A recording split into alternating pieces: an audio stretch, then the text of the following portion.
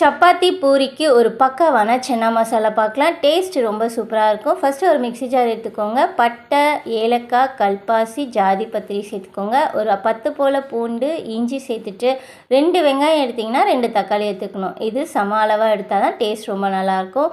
இப்போ கொஞ்சமாக குழம்பு மிளகாய்த்தூள், ஒரு 1/2 டீஸ்பூன் போல் காஷ்மீரி சில்லி சேர்த்துட்டு தேவைக்கேற்ப கரம் மசாலா சேர்த்துட்டு உப்பு சேர்த்துட்டு நல்லா நைஸாக அரைச்சி தனியாக எடுத்து வச்சுக்கோங்க.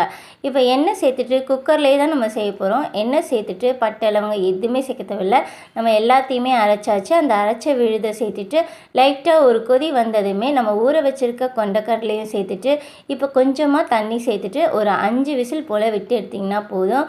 செம்ம டேஸ்ட்டான சன்னா மசாலா ரெடி. மேலே கொஞ்சமாக கொத்தமல்லி தூவி இறக்கிக்கோங்க. ரொம்ப சிம்பிளாக இருக்குல்ல? கண்டிப்பாக ட்ரை பண்ணி பாருங்கள். சிம்பிளாக இருந்துச்சான்னு கமெண்ட்டில் சொல்லுங்கள்.